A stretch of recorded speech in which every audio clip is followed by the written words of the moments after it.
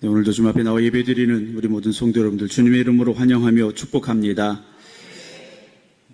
우리 우정림 권사님께서 1월 달에 병원에 입원하셨거든요. 제가 이렇게 생각을 해보니까 우리 권사님은 교회가 바뀌기 전에 우리가 뭐 등도 바꾸고 이것저것 바꾸기 전에 보시고 아직 교회를 못 보신 것 같아요. 그래서 권사님이 오시면 교회가 야, 이렇게 달라졌구나 하시지 않을까라는 생각을 해봤습니다. 우리가 오랜만에 아이들을 보면 아이들의 키가 훌쩍 자라 있는 걸 보게 되죠. 야, 그래서 금방금방 크는구나 라고 이렇게 얘기를 합니다. 근데 우리의 신앙은 어떨까 한번 생각을 해봤어요. 우리의 신앙도 막 쑥쑥 자라면 정말 좋을 텐데 그렇지 않은 경우도 종종 있는 것 같습니다. 우리의 신앙은 언제 자랄까? 우리의 신앙은 언제 자랄까? 이렇게 생각해 보면요. 위기를 만날 때, 어려움을 만날 때 신앙이 더 성장하는 것을 보게 됩니다. 평안한 삶이 아니라 환난과 고난과 역경을 겪을지라도 하나님께서 내 믿음을 성장시켜 가시는구나. 하나님께서 나를 더 성숙하게 하시는구나. 그런 고백으로 저와 여러분들의 믿음이 성장해 나아갈 수 있길 주님의 이름으로 축복합니다. 사고로 한쪽 팔을 잃은 사람이 자신의 처지를 비관하다가 내가 이렇게 살아서 뭐하나라는 생각이 들었습니다. 그래서 떨어져 죽으려고 옥상에 올라갔습니다. 옥상에 올라가서 뛰어내리려고 하는데 옆집 옥상에 한 사람이 춤을 추고 있는 겁니다. 가만히 들여다봤더니 그 사람은 양쪽 발이 다 없는 겁니다. 한쪽 팔이 없어서 죽으려고 했던 이 사람이 생각이 이렇게 들었어요. 나는 지금 팔 하나가 없어서 죽고 싶은 마음인데 저 사람은 팔이 2개가 다 없는데 뭐가 저리 좋아서 춤을 추고 있을까? 라는 생각이 들었어요. 내가 죽을 땐 죽더라도 물어보고 죽어야지 라고 생각을 했어요. 그래서 옆집 사람을 불렀습니다. 옥상에서 춤추고 있는 그 사람을 불렀어요. 여보세요? 그랬어요.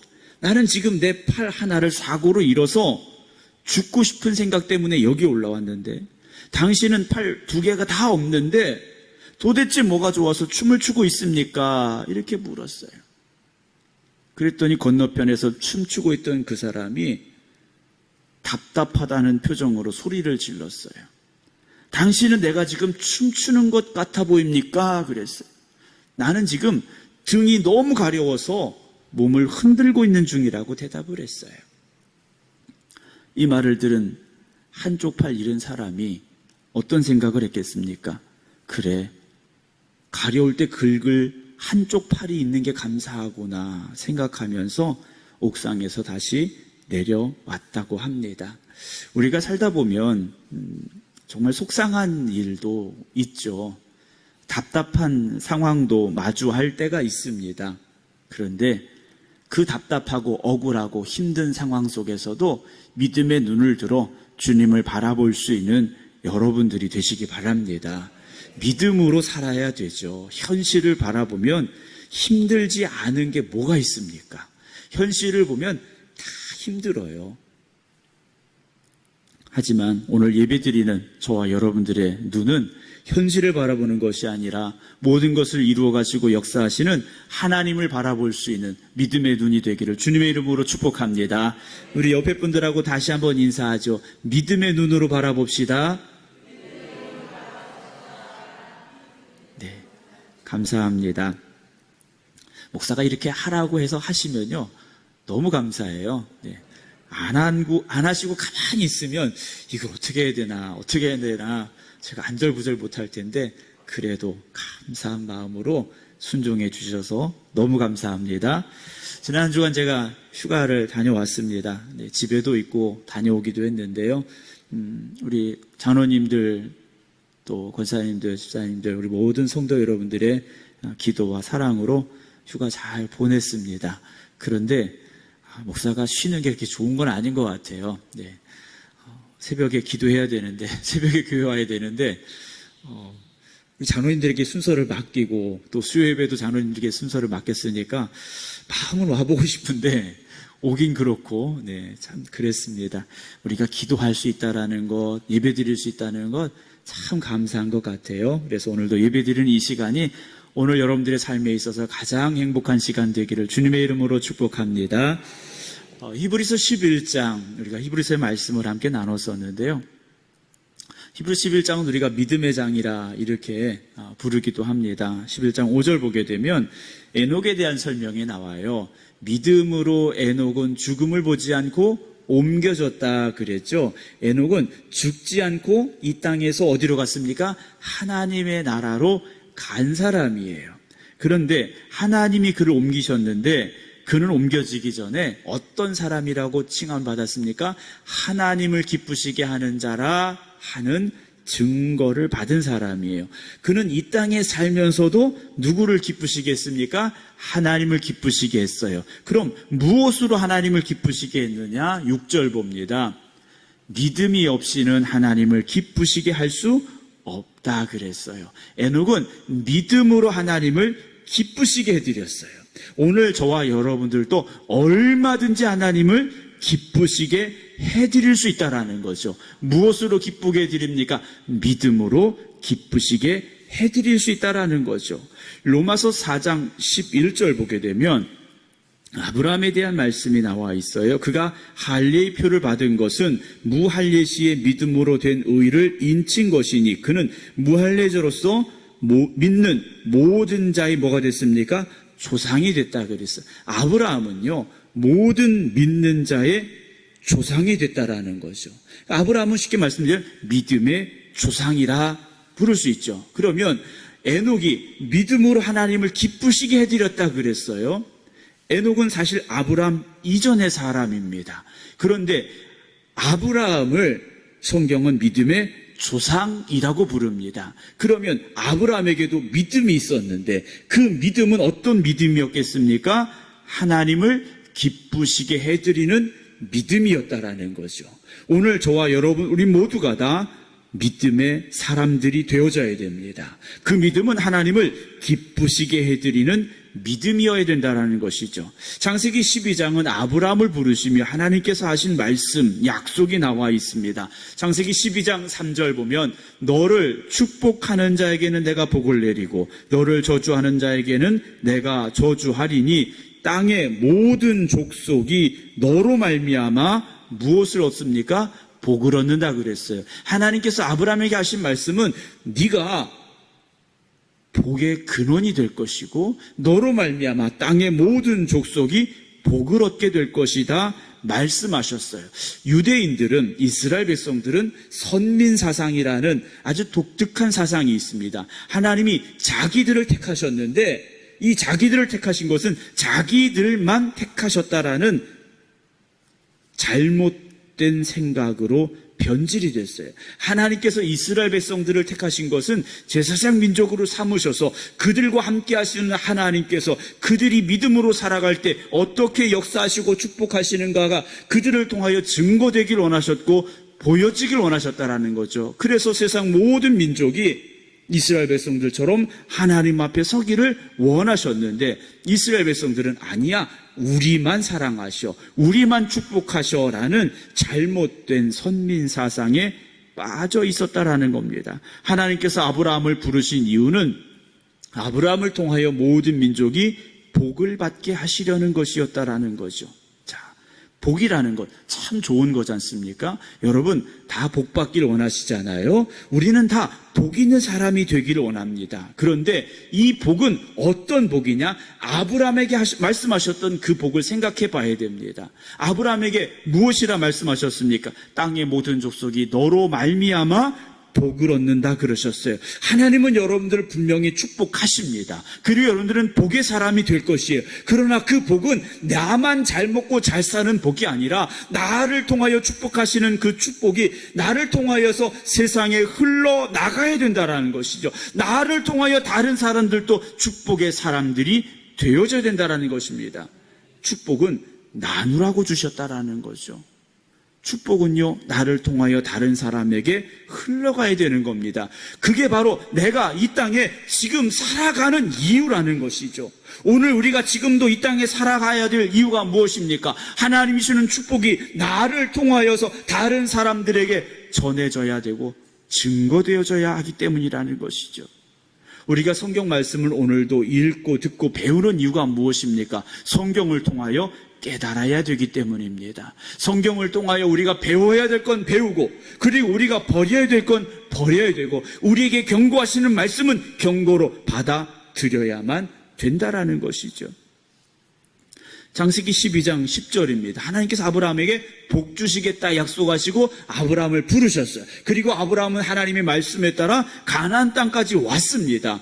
그런데 문제가 생겼어요. 12장 10절. 그 땅은 어떤 땅입니까? 하나님이 주시겠다고 부르신 땅이에요. 아브라함이 복의 근원이 되게 하시겠다고 부르신 땅이에요. 그런데 현실은 기근이 들었어요. 흉년이 온 겁니다.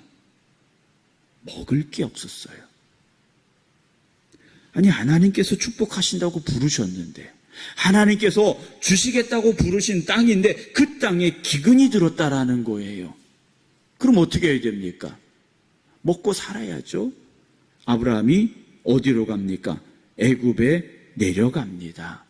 가나안 땅에는, 이스라엘 땅에는 기근이 너무 심해서 먹고 살 수 없으니까 살만한 땅 애굽으로 가자 하고 가는 겁니다. 그럼 가나안 땅에는 기근이 왔는데 왜 애굽 땅에는 기근이 오지 않았느냐? 애굽 땅에는 나일강이라는 물이 풍부한 강이 흐르고 있습니다.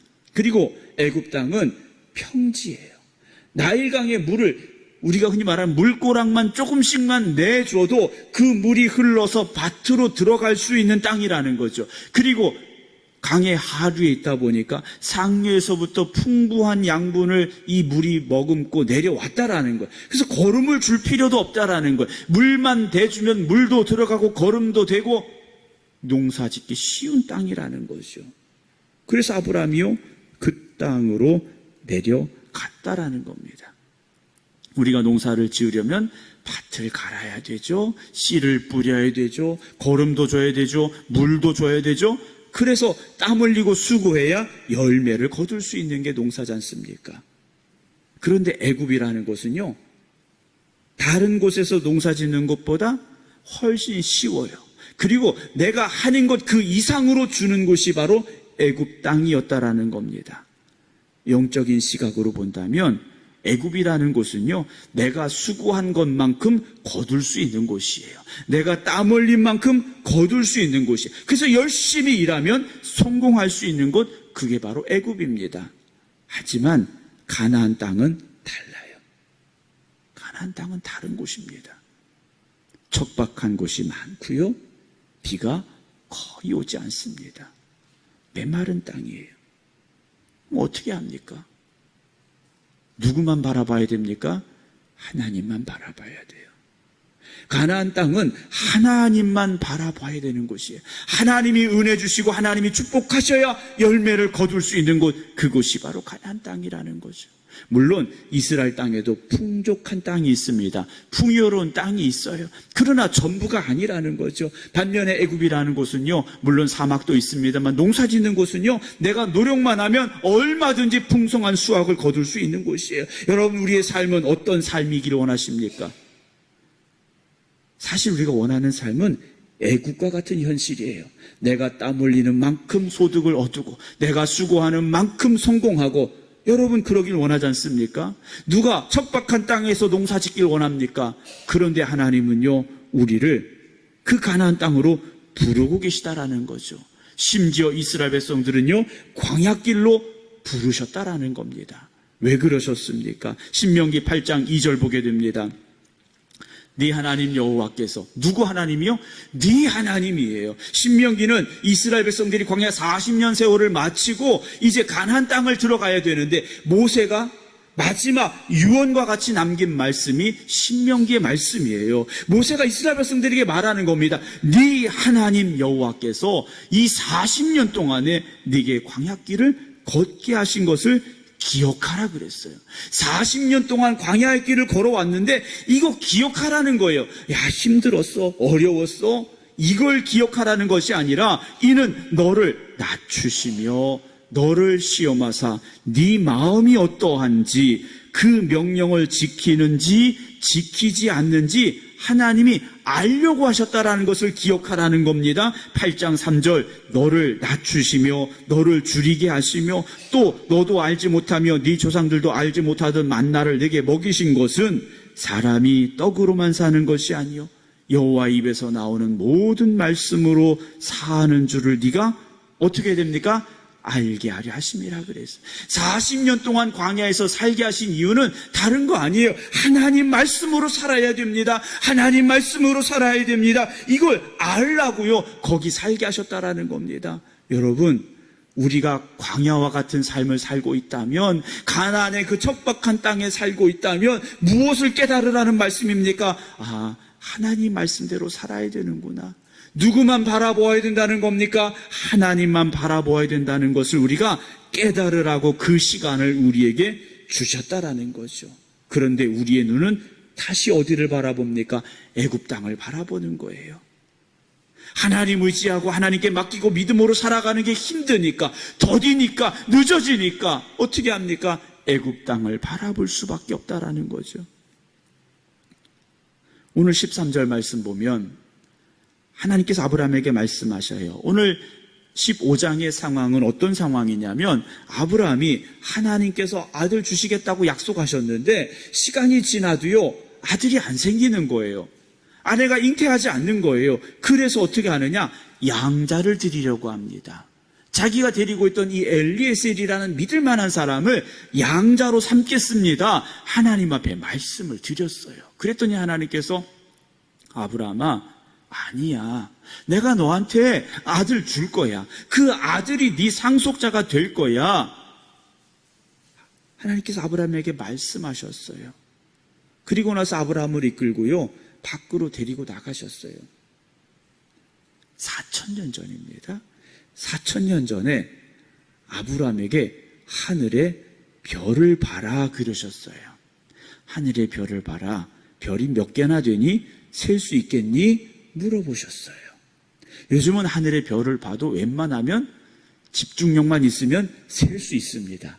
그런데 제가 어렸을 적만 해도요, 은하수가 있었고요, 하늘의 별이 얼마나 많았는지 몰라요. 제가 기억하는 하늘도 그런데 여러분들이 기억하는 그 하늘은 얼마나 별이 많았겠습니까? 그런데 4,000년 전의 하늘은 얼마나 하늘의 별이 더 많이 보였을까요? 아브라함이요, 셀 수가 없었어요. 그래서 아브라함이요, 하나님 내가 믿습니다 그랬어요. 하나님 약속하신 거 내가 믿습니다 하시고 그 뒤에 되어진 상황이 오늘 본문의 말씀이에요. 근데 하나님께서 오늘 뜬금없이 이런 말씀을 하셨어요. 여호와께서 아브라함에게 이르시되 너는 반드시 알아야 된다 그러셨어요. 너는 알아야 돼. 이렇게만 말씀하셔도 중요한 말씀일 텐데 어떻게 알아야 된다고요?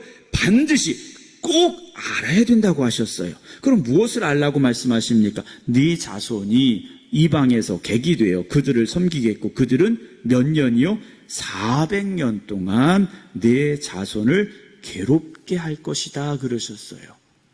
언제입니까? 애굽에서의 삶이죠. 애굽에서의 삶이에요. 14절 보면 그들이 섬기는 나라를 내가 징벌할지며 그 후에 네 자손이 큰 재물을 이끌고 나오리라. 하나님께서 아브라함에게 오늘 본문의 말씀을 주셨어요. 그러면서 하나님께서 아브라함에게 너 이거 반드시 알아야 돼 그러셨어요. 그런데 그게 앞으로 언제 일어날 일일까요? 하나님께서 아브라함을 부르실 때 12장 4절 봅니다. 아브라함이 몇 살이었습니까? 75세였어요. 아브라함이 75세 때 하나님의 말씀을 듣고 하란을 떠나서 가나안 땅으로 오게 됐어요. 그러니까 성경에 등장하는 아브라함의 역사는 75세부터다 이렇게 보셔도 돼요. 물론 그 이전의 모습도 있지만 75세 부름을 받았습니다. 창세기 16장 16절 보면 아브라함이 하나님께서 아들 주겠다고 하셨는데 오늘 15장에서는 양자를 드리겠다고 했고 16장에서는 어떤 일이 일어납니까? 몸종을 통해서, 아내의 몸종을 통해서 이스마엘이라는 아들을 낳게 돼요. 그때 아브라함이 몇 살이었느냐? 86세였다라고 성경 기록합니다. 그래서 15장의 아브라함의 나이는 80은 넘었고, 그리고 이스마엘을 낳기 전이니까 86세 이전이겠죠. 그러니까 80에서 85세 그 어느 정도의 나이가 되었을 것이다 우리가 생각을 할 수 있겠죠. 그럼 아브라함이 언제 죽느냐? 창세기 25장 7절 봅니다. 아브라함의 향년이 175세였다 그랬어요. 그러니까 아브라함이 75세 부름을 받고 175세에 그가 이제 죽게 됐다라는 거죠. 그러면 이스라엘 백성들이 애굽에서 400년을 살아야 되는데, 그리고 400년이 지나고 애굽에서 나오게 될 터인데, 이게 도대체 몇 년 뒤의 일이냐는 거죠. 그런데 하나님께서는요, 아브라함에게 너 이거 반드시 알아야 돼, 잊으면 안 돼 라고 말씀을 하셨느냐라는 거죠. 어림잡아서 600년입니다. 아브라함에게 너 이거 반드시 알아야 돼 하시면서 말씀하신 애굽에서 400년 동안에 그들이 고난당할 것, 그러나 그 고난이 끝이 아니라 하나님께서 그들을 축복하셔서 큰 재물을 가지고 나오게 될 것을 약속하셨는데, 그게 이루어지는 것이요 600년 뒤의 일이라는 겁니다. 생각해 보세요. 600년 뒤에 일어날 일을 왜 하나님은 굳이 아브라함에게 너 반드시 알아야 된다라고 말씀하셨을까요? 왜 그러셨을까요? 이스라엘 백성들은요, 조상들의 역사를 잊지 않는 사람들이에요. 자기 아버지의 역사, 할아버지의 역사, 증조할아버지의 역사 다 전해져 내려오는 사람들이에요. 그들은요, 밤마다 아이들을 앞에 놓고요, 자기 조상들의 역사를 읊어주었던 사람들이에요. 아브라함이 그것을 기억하라는 말씀은 하나님께서 아브라함에게 그것을 기억하고 너 앞으로 175세 죽을 텐데 그때까지 기억하라는 말씀이 아니라 그 말씀을 누구에게도 기억하게 하라는 겁니까? 네 아들 이삭에게도, 야곱에게도, 요셉에게도 기억하게 하라는 말씀이에요. 몇 년 뒤에 일어날 일을요, 600년 뒤에 일어날 일을. 그 600년이라는 시간 동안 그때 하나님께서 우리 조상 아브라함에게 이런 말씀을 하셨더라, 이것을 잊지 말고 기억하게 하라는 겁니다. 출애굽기 2장 23절 가봅니다. 여러 해 후에 애굽 왕은 죽었고 세월이 훌쩍 지나갔어요. 거의 600년이 이제 지나간 겁니다. 이스라엘 자손은 고된 노동으로 말미암아 탄식하며 부르짖었어요. 얼마나 힘들었겠습니까? 노예의 삶을 살고 있었던 거예요. 그들이 애굽에서 뭘 했느냐? 벽돌을 만들었다라고 되어 있습니다. 근데 그 벽돌이 쉽게 만들어질 수 있는 게 아니에요. 혹자는 피라미드를 건축하는데 이스라엘 백성들이 동원됐을 것이다 라고까지도 이야기를 합니다. 어쨌든 힘들고 어려운 노예의 삶을 그들이 살고 있었고, 그 고통으로 말미암아 뭐 했느냐? 그 고된 노동으로 말미암아 부르짖는 소리가 하나님께 상달된지라 그랬어요. 그들이 부르짖어 기도할 때 그 기도가 누구에게 응답됐습니까? 하나님께 응답됐어요. 자, 그러면 이들은 무슨 기도했을까요? 단지 하나님, 우리 너무 힘들어요. 노예로 사는 게 너무 힘들어요. 왜 이렇게 우리가 살아야 됩니까? 탄식하는 기도였을까요? 그런 고통 가운데 울부짖는 소리였을까요? 그런 소리였겠죠. 그런데 그 이전에 중요한 게 있지 않습니까? 출애굽기 2장 24절 봅니다. 하나님이 그들의 고통 소리를 들으시고 하나님이 아브라함과 이삭과 야곱에게 세운 그의 언약을 기억하사. 하나님이요, 기억하사 그랬어요. 그럼 하나님이 잊어버리고 있다가 이스라엘 백성들이 하나님 앞에 부르짖어 기도하니까 그때 내가 그랬었구나, 다시 생각하신 것일까라는 거죠. 아닙니다. 하나님은요, 잊지 않고 계신 거예요. 아브라함에게 약속하신 그 약속을 잊지 않고 계신 거예요. 그럼 이스라엘 백성들은 잊었을까요? 물론 잊어버린 사람도 많았겠지만 그 약속을 기억하고 있는 사람들이 있었다라는 겁니다. 누가 기억했습니까? 요셉이 기억하고 있었어요. 자신의 해골을 너희들이 이 땅에서 나갈 때 어떻게 하라고 그랬습니까? 가지고 나가라 그랬어요. 그리고 그걸 기억한 사람이 누굽니까? 모세였어요. 요셉의 유골을 가지고 출애굽을 했어요. 하나님께서 아브라함에게 하셨던 그 약속이요, 잊혀지지 않고 기억되고 있었더라는 겁니다. 그리고 하나님도 그 약속을 잊지 않고 계셨더라는 거예요. 몇 년 동안? 600년 동안. 여러분, 한번 생각해 봅니다. 우리는 하나님의 말씀을 얼마나 기억하고 있을까요? 하나님의 그 약속을 얼마나 간절한 마음으로 붙잡고 잊지 않고 기도하고 있을까요? 출애굽기 2장 25절 봅니다. 하나님이 이스라엘 자손을 돌보셨고 하나님이 그들을 뭐하고 계십니까? 기억하고 계신 거예요. 여러분, 우리가 하나님의 약속을 잊지 아니하면, 하나님의 말씀을 붙잡으면 하나님도 우리를 잊지 아니하시고 기억하십니다. 하나님이 우리를 버리지 아니하시고 우리와 함께 하십니다. 그런데 우리는요, 하나님의 말씀을, 하나님의 약속을 너무 쉽게 잊어버려요. 그리고 어디를 바라봅니까? 애굽 땅만 바라보고 있다라는 거죠. 그러면 하나님은 왜 그들의 기도를 그제서야 응답하셨습니까? 때가 아직 아니었다라는 거죠. 하나님은 이미 600년이라는 시간을 그들에게 약속하셨어요. 그리고 400년 동안 애굽에서 있어야 됨을 말씀하셨어요. 오늘 우리가 고난 속에 있다 할지라도요, 그것은 여전히 과정 중일 수 있습니다. 그러나 반드시 하나님께서 우리의 문제를 해결하시고 우리의 기도에 응답하실 그때가 있음을 잊지 마시기 바랍니다. 창세기 25장 21절 봅니다. 아브라함이 자식을 낳지 못해서 고생했는데 그의 아들 이삭도 그랬어요. 이삭이 그의 아내가 임신하지 못함으로 그를 위하여 여호와께 간구하매 여호와께서 그의 간구를 들으셨으므로 그의 아내 리브가가 어떻게 합니까? 임신했다 그랬어요. 하나님께서 아브라함에게 약속하셨어요. 하늘의 별과 같이 바닷가의 모래같이 자손을 주겠다고 약속하셨어요. 그런데 이삭을 얻었는데 그 이삭도요, 아이가 안 생겼더라는 거죠. 그런데 이삭도 뭐 했습니까? 하나님께 기도했어요. 하나님의 약속은 이미 주어졌습니다. 하늘의 별과 같이 바닷가의 모래같이 주시겠다는 약속이 있었어요. 그러나 우리는 뭐 해야 됩니까? 기도해야 된다는 거죠. 하나님이 약속하셨으니까 언젠간 주시겠지, 언젠간 되겠지. 아니에요. 하나님은 기억하고 계셔요. 그러나 우리는 뭐 해야 됩니까? 믿고 기도해야 되고 믿음으로 살아야 된다는 겁니다. 감나무 밑에 앉아서 언젠간 감이 익어서 떨어지겠지 기다려서는 안 된다라는 거죠. 하나님 앞에 맡기고 믿음으로 기도해야 됩니다. 로마서 8장 16절 봅니다. 성령이 친히 우리의 영과 더불어 우리가 하나님의 자녀인 것을 증언하시나니 그랬어요. 성령님께서요, 야, 우리가 하나님의 자녀야, 이걸 증언해주고 계시다라는 거예요. 8장 17절 자녀이면 또한 상속자 곧 하나님의 상속자요 그리스도와 함께한 상속자이니 우리가 그와 함께 영광을 받아야 된다. 여기까지만 나오면 얼마나 좋습니까? 그런데 영광을 받기 위해서는 뭐가 있어야 됩니까? 고난도 함께 받아야 된다라는 거죠. 영광의 자리에 서기 위해서는 고난도 있는 거야 라고 초대교회 성도들에게 바울이 말합니다. 그런데 그 영광이 어떤 영광인가? 로마서 8장 18절 봅니다. 생각하건대 현재의 고난은 장차 우리에게 나타날 영광과 비교할 수 없다 그랬어요.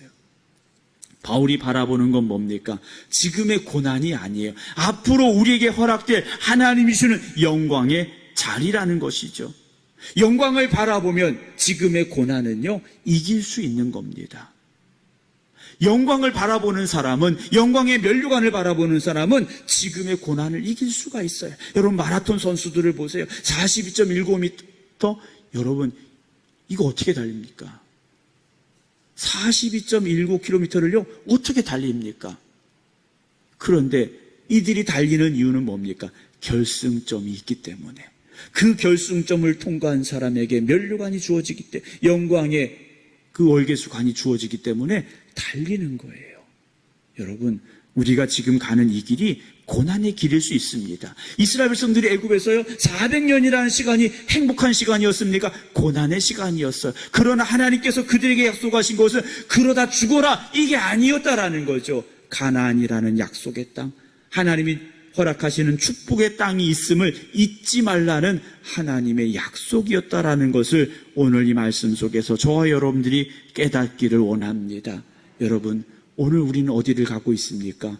광야일 수도 있습니다. 고난의 시간일 수도 있습니다. 외로운 시간일 수도 있어요. 슬픔의 시간일 수도 있습니다. 그러나 하나님께서 우리에게 주고자 하시는 그 영광을 기대하시기 바랍니다. 그 영광을 바라보시기 바랍니다. 그러면 이겨낼 수 있습니다. 그리고 이겨내시기 바랍니다. 그래서 믿음의 자리에 굳건히 서서 어떤 고난과 역경도 우리가 능히 이겨낼 수 있기를 주님의 이름으로 축원합니다. 기도하겠습니다.